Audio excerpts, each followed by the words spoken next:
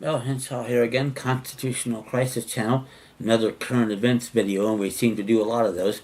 And this one, with the recent term of the Supreme Court coming to an end, they've made some decisions at the end of the term that you might be interested to hear if you haven't already heard.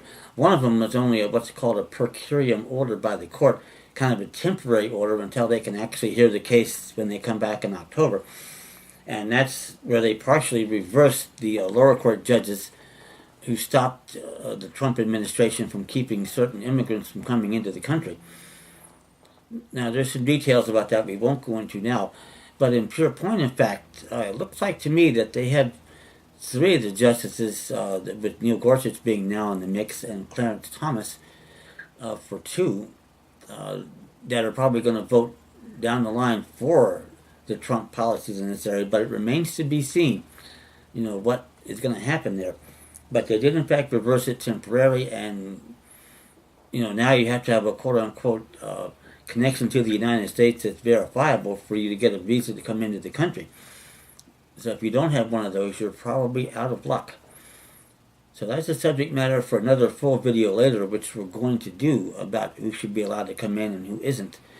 And by the way, just so you know, I can't even go into the State Department and get a passport from that department because I'm not a citizen of the United States the way they see it, and it looks like I'm none other of the possibilities either, perhaps a United States national, and I've heard some people make that claim. I don't at this moment in time agree with it. Any of you that have any solid support for it, I'd love to see it. But that said, that one's on board for the next term, and we'll see what happens. Now they decided another interesting case here that comes into play, and here again, this is the damn NRA 130 years later still trying to argue Second Amendment issues, this in the context of having carry permits for concealed firearms. Now this is a more difficult subject matter than most. For example, I think the purchase of a firearm is one thing, carrying a concealed weapon is another, and I'm not convinced that every Tom, Dick, or Harry should be permitted to do that. But one of the problems there is, since we don't have the common law system we're supposed to have, and the common law jury verdicts that would disable certain people from carrying, that's at the moment an open question. I think you probably have to let them until we get our de jure system back, where you get certain convictions, especially for felonies. You're not allowed to carry weapons. You can maybe keep them in your home. But that's a complicated part of it. What's not complicated is it's not a Second Amendment issue, and the Supreme Court said that in Presser versus Illinois, 118 U.S., I think it's 395, in 1886. This is 130 years later, and the NRA hasn't got it yet? Damn. These people, to me, are just like the idiots that are the head of the civil rights movement. They're pushing all this case law crap in the 42 U.S.C. 1983 for an amendment that doesn't even exist. And some of the leadership here, I think, damn well knows it, and they're making a lot of hay and have a lot of power, but they're getting it on the backs of their people.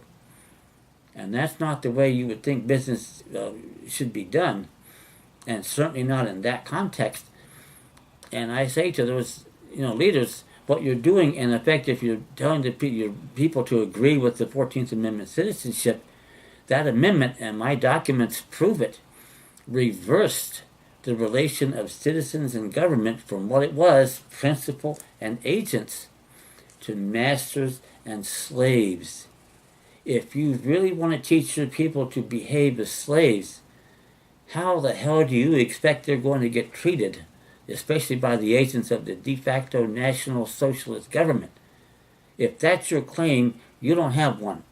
It's time to give it up, move on, pick up some real issues, which you can do from the issues I'm presenting. Pick up my document packets. They're inexpensive.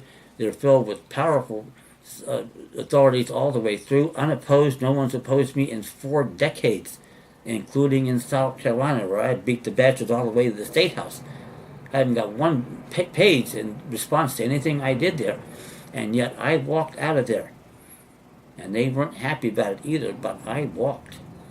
They had nowhere to go. They could not take me to trial because I'm going to beat the hell out of them. And if that happens, the settlement would be even bigger than it's going to be. So that's what you do to them. It takes a little time and a little effort. I get that. But I'll say it again, as I remarked in an earlier video. a wise Chinaman once said that, understanding is hard.